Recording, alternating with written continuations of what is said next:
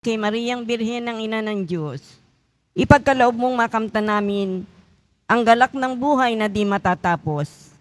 Iniluluhog namin ito sa pamagitan ni Jesucristo, kasama ng Espiritu Santo, magpasawalang hanggan. Amen. Luwalhati sa Ama, sa Anak at sa Espiritu Santo. Kapara noong una, ngayon at kailanman at magpasawalang hanggan. Amen. Luwalhati sa Ama, sa Anak at sa Espiritu Santo. Kapara noong una, ngayon at kailanman at magpasawalang hanggan. Amen. Luwalhati sa Ama, sa Anak at sa Espiritu Santo. Kapara noong una, ngayon at kailanman at magpasawalang hanggan. Amen. Sa ngalan ng Ama at ng Anak at ng Espiritu Santo. Amen. Magsiupo muna ang lahat.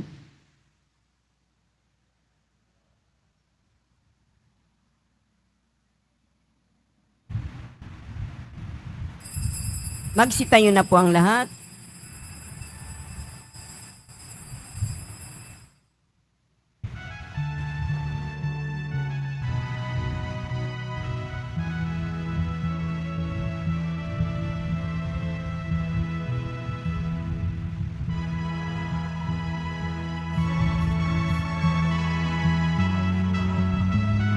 Alay namin sa'yo, hindi lang dalangin ang pagsama.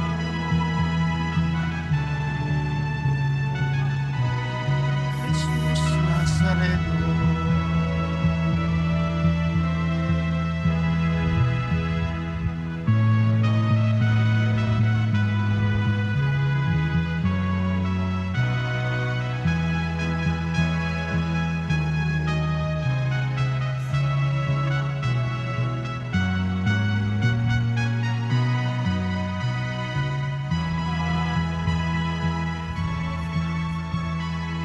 Awit ng papuri, alay namin sa'yo, hindi lang dalangin ang pagsama.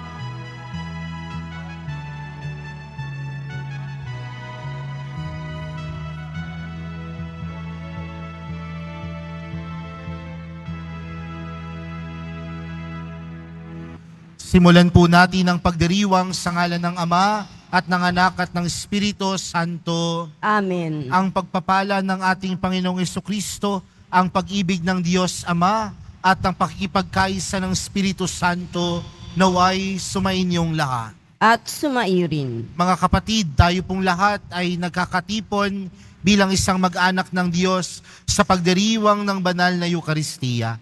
At upang tayo po ay maging karapat-dapat gumanap sa banal na pagdiriwang na ito, alalahanin po natin ang ating mga pagkukulang at nagawang pagkakasala. At buong kababaang loob po tayong humiling ng awa at pagpapatawad mula sa Diyos.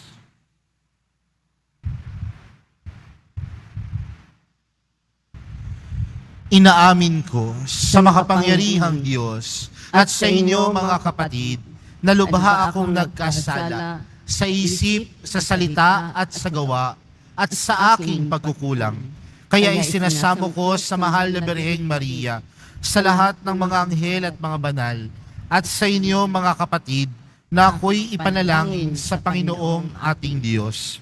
Kaawaan tayo ng makapangyarihang Diyos, patawarin tayo sa ating mga kasalanan, at patnubayan tayo sa buhay na walang hanggan. Amen. Panginoon, kaawaan mo kami. Panginoon, kaawaan mo kami. Kristo, kaawaan mo kami. Kristo, kaawaan mo kami. Panginoon, kaawaan mo kami. Panginoon, kaawaan mo kami. Manalangin tayo. Ama naming makapangyarihan, ipagkaloob mong sa aming pagkilala ng iyong anak para sa aming nabuhay talaga.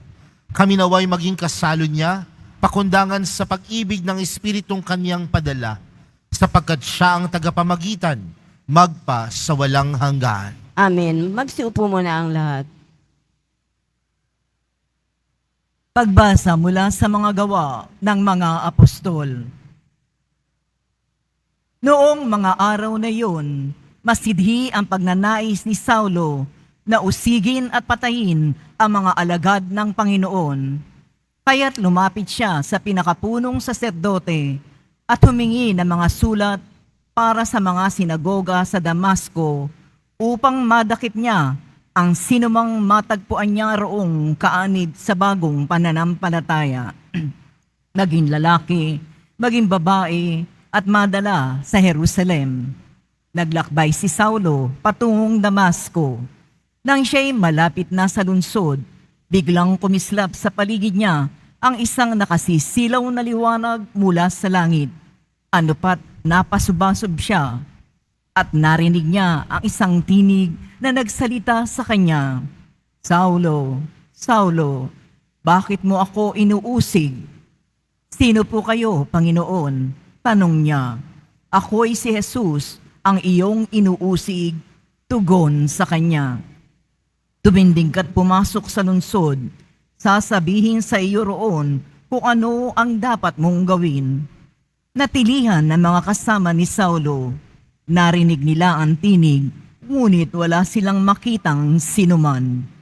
Tumindig si Saulo at idinilat ang kanyang mata, ngunit hindi siya makakita. Kaya't siya'y inakay nila hanggang sa Damasco. 3 araw na hindi siya nakakita at hindi kumain ni uminom. Sa Damasco naman ay may isang alagad na ang pangalay Ananias.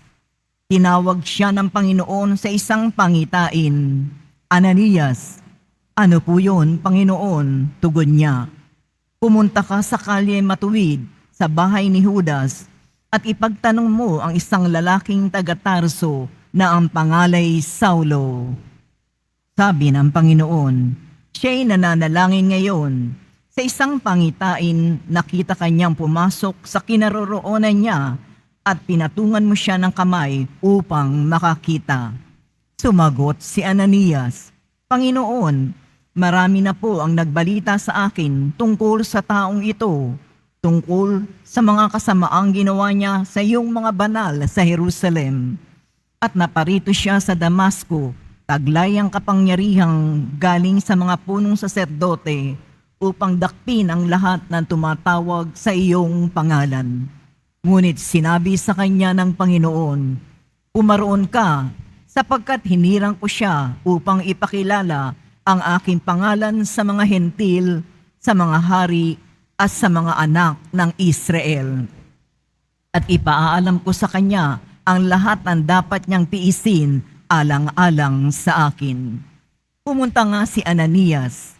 Pumasok siya sa bahay at ipinatong ang kanyang kamay kay Saulo.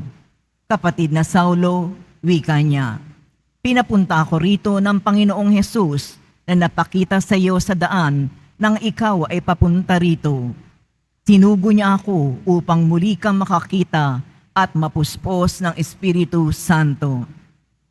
Pagdakay, may nalaglag na tila mga kaliskis mula sa mga mata ni Saulo at nakakita na siya. Tumindig siya agad at nagpabinyag. Kumain siya at nanauli ang kanyang lakas. Si Saulo'y ilang araw na kasakasama ng mga alagad sa Damasco. Pumasok siya sa mga sinagoga at nangaral tungkol kay Jesus. Siya ang anak ng Diyos, wika niya. Ang salita ng Diyos. Salamat sa Diyos. Pumayot ka't dalhin sa tanan, mabuting balitang aral. Humayot dalhin sa tanan, mabuting balitang aral. Purihin ang poon, dapat na purihin ng lahat ng bansa. Siya ay purihin ng lahat ng tao sa balat ng lupa. Humayot dalhin sa tanan, mabuting balitang aral.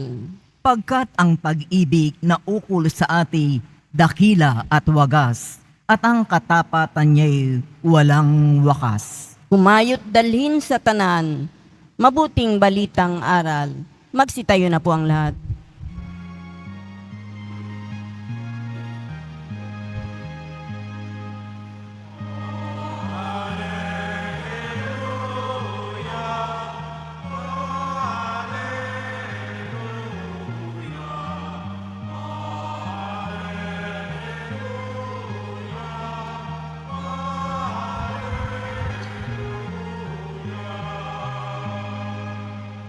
Ang sinumang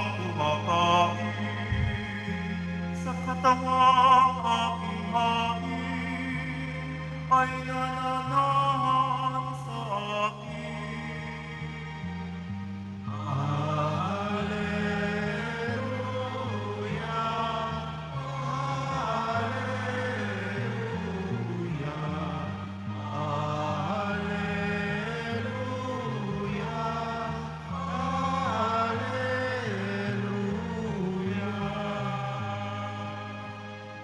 Sumainyo ang Panginoon. At sumairin. Ang mabuting balita ng Panginoon ayon kay San Juan. Papuri sa iyo, Panginoon. Noong panahong iyon, nagtalo-talo ang mga Hudyo. Paanong maibibigay sa atin ng taong ito ang kanyang laman upang kanin natin? Tanong nila. Kaya't sinabi ni Jesus, tandaan ninyo, malibang kanin ninyo ang laman ng anak ng tao at inumin ang kanyang dugo, hindi kayo magkakaroon ng buhay. Ang kumakain ng aking laman at umiinom ng aking dugo ay may buhay na walang hanggan, at muli ko siyang bubuhayin sa huling araw.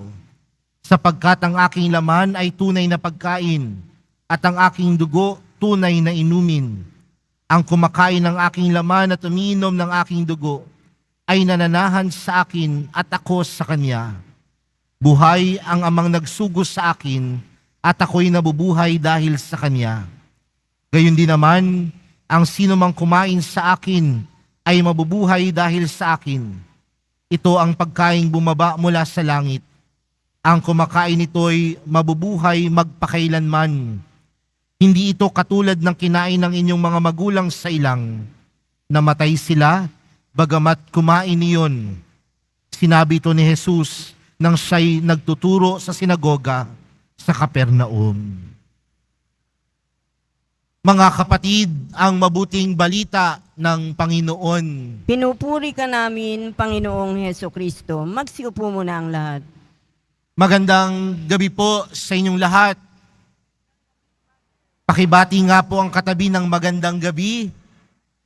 At palakpakan po natin ang ating mahal na pong Jesus Nazareno. Mga kapatid, sa ating buhay, tayo po ay nakakaranas ng mga pagsubok. May mga nagsasabi pa nga na minsan ang buhay ay kulang kung walang problemang hinaharap. Mayroon din nagsasabi na ang buhay ay hindi normal kung tayo ay walang problema o pagsubok na hinaharap.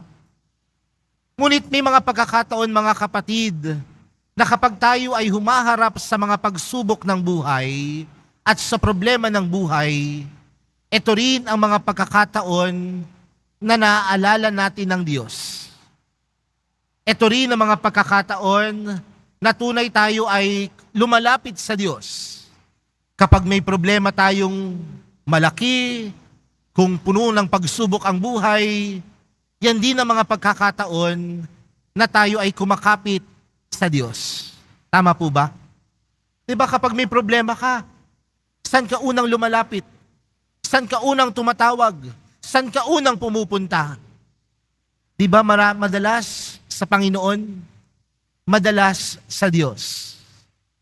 Pero ang tanong natin, mga kapatid, sa mga oras na puno ng kaligayahan ng buhay, sa mga oras na ang buhay ay masaya, puno ng kagalakan, walang problema, magaan ang buhay, nakikita pa rin ba natin ang Diyos? Lumalapit pa rin po ba tayo sa Diyos? Lumalapit pa rin po ba tayo sa mahal na pong Jesus Nazareno? Baka kasi kapag may problema lang, kapag mahirap lang, doon dama natin ang presensya ng Diyos. Pero kapag masaya ang buhay, payapa ang buhay, baka hindi natin o ayaw nating pansinin si Jesus. Bakit po sinisimulan sa ganitong pamamaraan ang ating pagninilay sa gabing ito?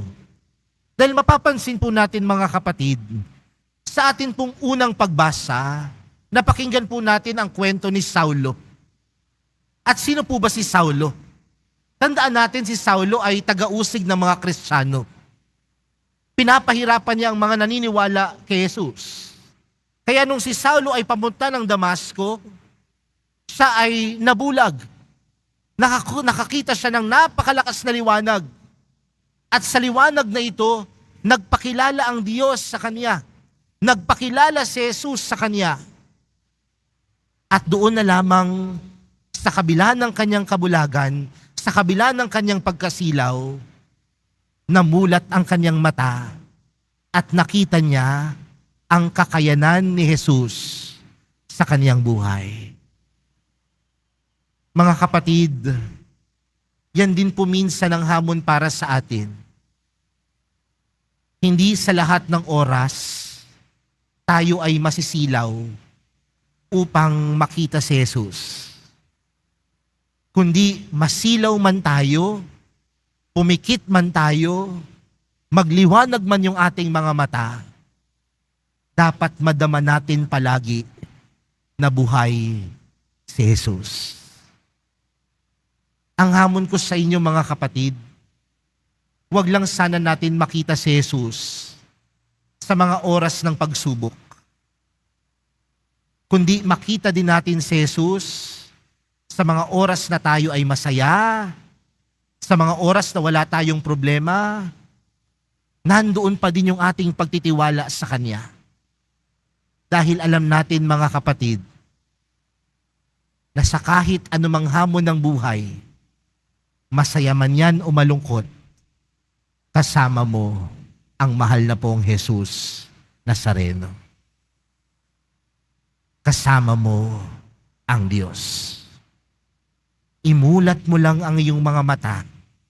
Imulat mo lang ang iyong mga puso. Imulat mo lang ang iyong sarili. At mapagtatanto mo, kasama mo ang mahal na pong Jesus Nazareno. Kaya nga, di ba yan din ang panawagan ni Jesus sa ating ibanghelyong napakinggan?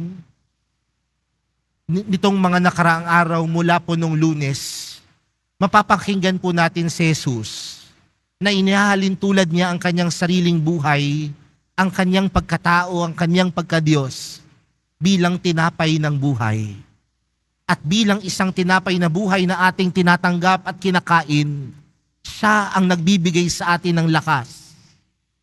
Siya ang nagbibigay sa atin ng lakas na ipagpatuloy ang buhay dito sa lupa.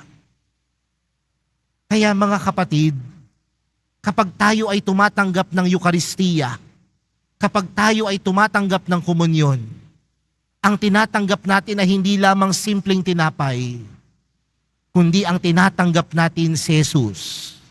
At sa pagtanggap natin si Jesus, patuloy niyang ipinapaalala sa atin ang buhay na walang hanggan at kasama sa buhay ng walang hanggan ang kanyang pagsama sa atin sa kahit anumang hamon ng buhay.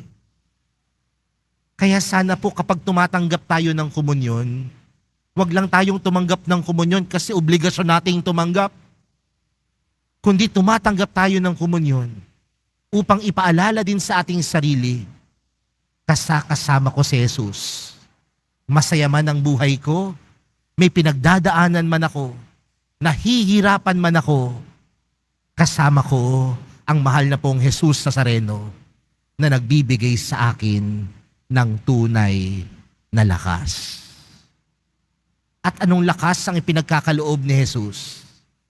Lakas ng kanyang pag-ibig. Ang pag-ibig ni Jesus sapat na upang harapin anuman ng hamon sa ating buhay. Kaya mga kapatid, sa pagpapatuloy po ng ating banal na misa para sa araw na ito, mamaya po sa pagtanggap po natin ng komunyon, sa pagsabi po natin ng amen, tunay nating nakikita si Jesus bilang kasama natin sa ating buhay. Tunay nating makita si Jesus na nagbibigay sa atin ng lakas. At ang lakas ni Jesus nagmumula sa kanyang pag-ibig. At ang pag-ibig na ito ang magbibigay sa atin ng lakas na loob na harapin na ang kahit anong pagsubok ng buhay. Mga kapatid, nawa makita natin ng Panginoon Nahihirapan ka man, puno man ng pagsubok ang iyong buhay. Minsan sumusuko ka man, alam mong kailanman hindi ka iiwan ng mahal na pong Jesus Nazareno. Amen. Magsitayo na po ang lahat. Minamahal kong mga kapatid, ibinigay sa atin ng Ama ang kanyang anak bilang tunay na pagkain at tunay na inumin sa hapag na ito. Hilingin natin sa kanya ang lahat ng ating mga pangangailangan sa pamagitan ni Kristo, ang pinagmumulan ng bagong buhay. Ang ating panalangin, Ama, panatilihin mo ang aming buhay sa pamagitan ng Eukaristiya. Ama, panatilihin mo ang aming buhay sa pamamagitan ng Eukaristiya. Ang simbahan, naway lumago sa pagpapahalaga sa Eukaristiya bilang tinapay ng buhay sa pamamagitan ng mas taimtim na pagdiriwang ng banal na misa. Manalangin tayo. Ama, panatilihin mo ang aming buhay sa pamamagitan ng Eukaristiya. Bilang isang pamayanan, naway hindi natin pagwalang bahala ang ating buhay pananampalataya. Bagkus, higit na manalig sa Diyos araw-araw. Kahit sa ating mga kahirapan at pagdurusa, manalangin tayo. Ama, panatilihin mo ang aming buhay sa pamamagitan ng Eukaristiya. Ang mga pamilya, lalo na ang ating mga anak, naway lumagos sa pagbibigay dulot, patuloy sa pagtanggap ng Eukaristiya, manalangin tayo. Ama, panatilihin mo ang aming buhay sa pamamagitan ng Eukaristiya. Ang mga may sakit, naway palakasin ang kanilang pananampalataya sa pamamagitan ng pakikipag-isa ng kanilang paghihirap at pagpapasakit ni Kristo, manalangin tayo. Ama, panatilihin mo ang aming buhay sa pamamagitan ng Eukaristiya. Ang mga mahal natin sa buhay na yumao, naway makamit ang buhay na walang hanggan na ipinangako ni Kristo, manalangin tayo. Ama, panatilihin mo ang aming buhay sa pamamagitan ng Eukaristiya. Sa katahimikan po ng ating mga puso, ilapit po natin sa Diyos ang ating mga pansariling panalangin, gayon din ng mga taong humiling ng ating mga dasal at lahat na nag-alay ng intensyon para sa misang ito.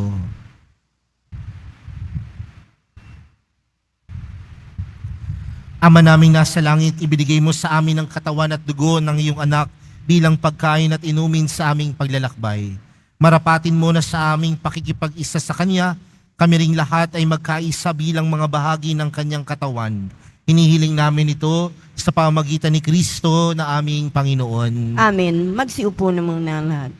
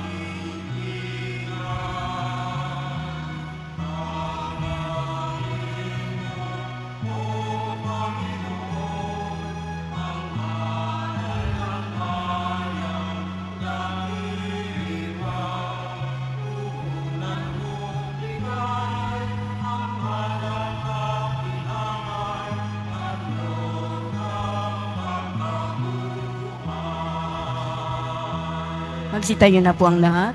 Manalangin po kayo mga kapatid upang ang paghahain natin ay kalugdan ng Diyos, Amang makapangyarihan. Tanggapin nawa ng Panginoon itong paghahain sa iyong mga kamay, sa kapurihan niya at karangalan, sa ating kapakinabangan at sa buong sambayanan niyang banal. Ama naming lumikha para mo ng awa, gawin mong banal ang mga alay naming iisa ng kalugdan at kami gawin mong haing sa iyo laging nakalaan. Sa pamamagitan ni Hesukristo, kasama ng Espiritu Santo, magpa sa walang hanggan. Amen. Sumainyo ang Panginoon. At sumaiyo rin. Itaas sa Diyos ang inyong puso at diwa. Itinaas na namin sa Panginoon. Pasalamatan natin ang Panginoong ating Diyos. Marapat na siya ay pasalamatan. Ama naming makapangyarihan, tunay ngang marapat na ikaw ay aming pasalamatan. Ngayong ipinagdiriwang ang paghahain ng Mesiyas, ang maamong tupa na tumubos sa aming lahat. Naghahaing walang humpay ang anak mong minamahal upang magkasalo-salo ang tanan sa piging ng iyong buhay. Hindi na mamamatay ang inihain sa krus. Ang sa krus ipinako, buhay lagi bilang handog. Kaya kaisa ng mga anghel na nagsisiawit ng papuri sa iyo, nang walang humpay sa kalangitan, kami nagbubunyi sa iyong kadakilaan.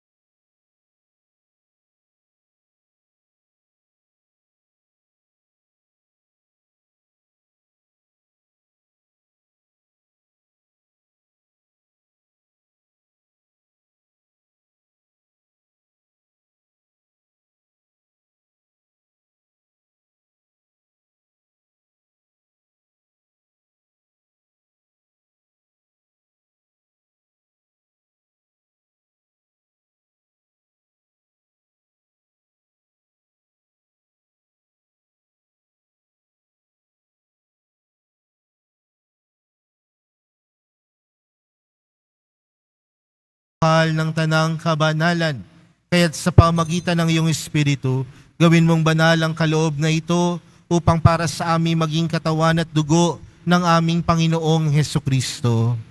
Bago niya pinagtiis ang kusang loob na maging handog, hinawakan niya ang tinapay, pinasalamatan kaniya, pinaghati-hati niya iyon, iniabot sa kaniyang mga alagad at sinabi, "Tanggapin ninyong lahat ito at kanin. Ito ang aking katawan na ihahandog para sa inyo."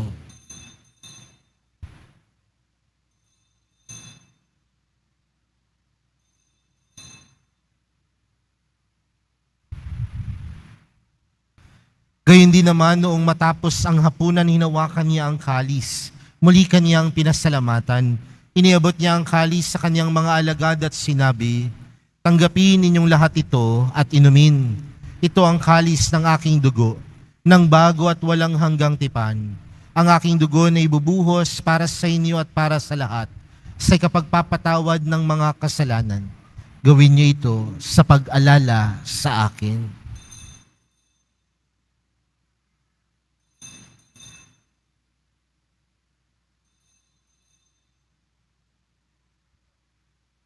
Magsitayo na po ang lahat.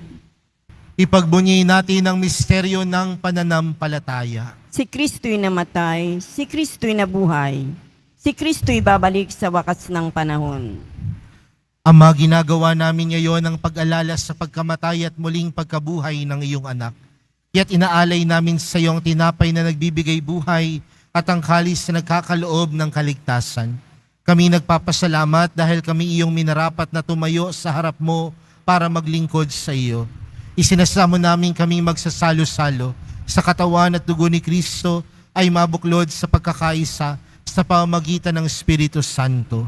Ama, lingapin mo ang iyong simbahang laganap sa buong daigdig. Puspusin mo kami sa pag-ibig. Kay San Francisco na aming Papa at ni Jose na aming Obispo at ng Tanang Kaparian. Alalahanin mo rin ang mga kapatid naming nahimlay nang may pag-asang sila'y muling mabubuhay, gayon din ng lahat ng mga pumanaw. Kaawaan mo sila at patuloyin sa iyong kaliwanagan. Kaawaan mo at pagindapatin kaming lahat na makasalo sa iyong buhay na walang wakas. Kaysa ng mahal na Birheng Maria, na ina ng Diyos, ng kabiyak ng puso niyang si San Jose, kaysa ng mga apostol at ng lahat ng mga banal na namuhay dito sa daigdig ng kalugod-lugod sa iyo, may pagdiwang nawa namin ang pagpupuri sa ikararangal mo sa pamagitan ng iyong anak na aming Panginoong Hesukristo. Sa pamamagitan ni Kristo, kasama niya at sa Kanya, ang lahat ng parangal at papuri ay sa iyo, Diyos amang makapangyarihan, kasama ng Espiritu Santo, magpa sa walang hanggan.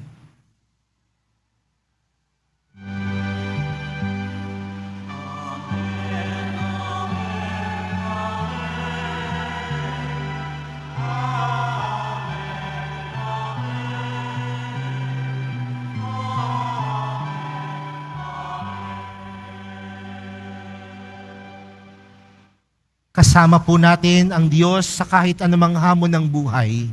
Lumapit po tayo sa Ama natin sa langit sa panalangin itinuro sa atin ni Jesus. Awitin po natin ang Ama namin.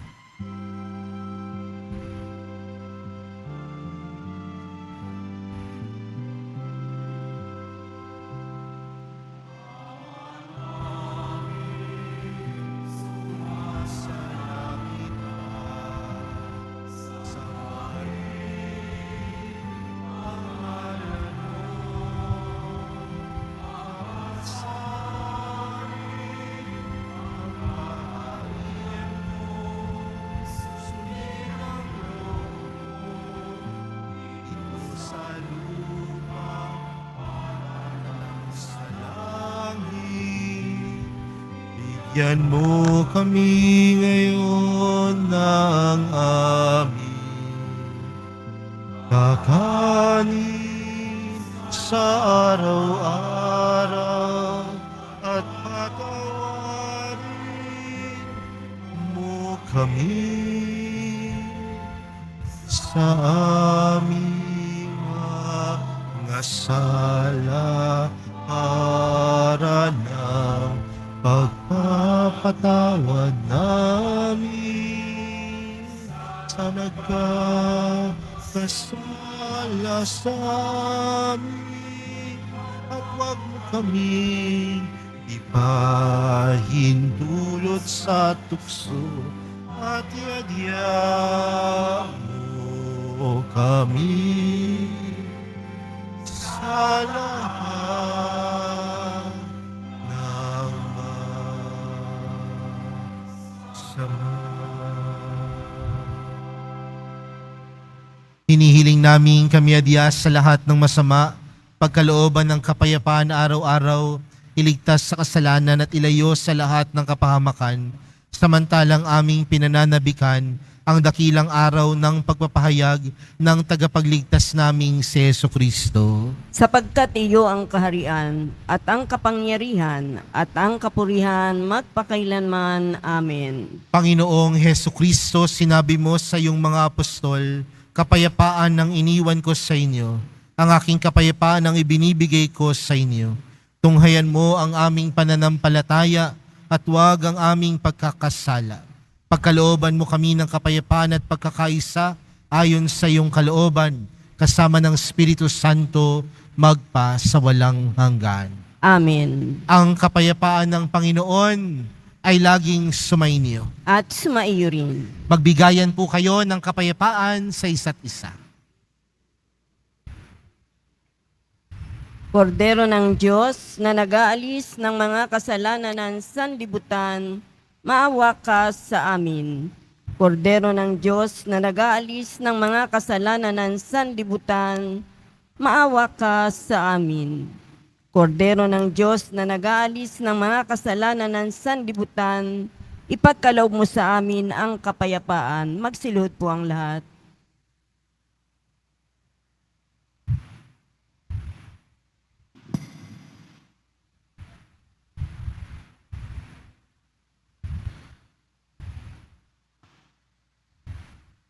Narito po si Jesus, ang kordero ng Diyos.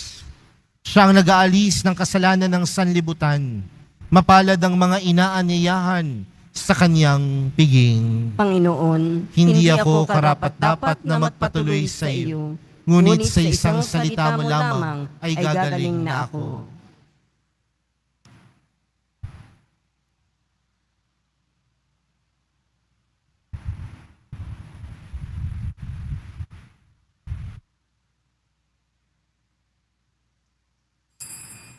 para sa lahat ng tatanggap ng banal na komunyon.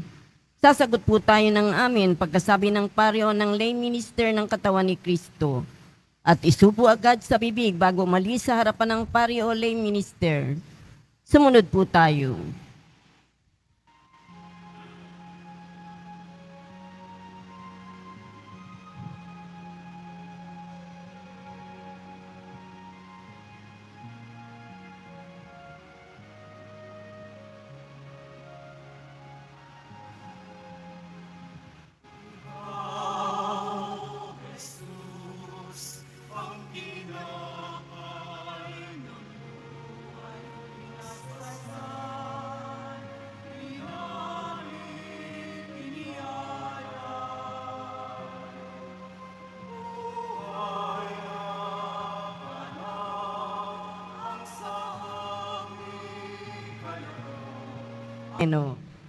Magsitayo na po ang lahat. Manalangin tayo. Ama naming mapagmahal, sa pinagsaluhan naming banal na pakikinabang, ang amin nawang pag-ibig ay lalong madagdagan ng ginawa namin sa pag-alala sa anak mong mahal na nag-utos si pagdiwang ang huling hapunan. Sa pamamagitan niya, kasama ng Espiritu Santo, magpa sa walang hanggan. Amen. Sumainyo ang Panginoon. At sumaiyo rin. Mahal na pong Jesus Nazareno, inihayag mo sa pamamagitan ng krus ang walang maliw na pag-ibig ng Diyos sa sangkatauhan. Pakinggan mo ang kahilingan ng iyong angkan na nagsusumamos sa iyo. Makamtan nawa nila ang iyong katugunan at tanggapin ang kasagutan na may utang na loob na tinatanaw. Basbasan din po ninyo ang mga daladala nilang mga imahen at dasalan. Sa pamamagitan ng bendisyon na ito, naway maalala nila ang mga pangako nila noon sa binyag na ikaw ang kanilang ibigin at paglilingkuran bilang Panginoon, magpa sa walang hanggan. Amen. At pagpalain po kayong lahat ng makapangyarihang Diyos, Ama, Anak, at ng Espiritu Santo. Amen. Humayo kayong taglayang kapayapaan ng Poong Jesus Nazareno. Salamat sa Diyos.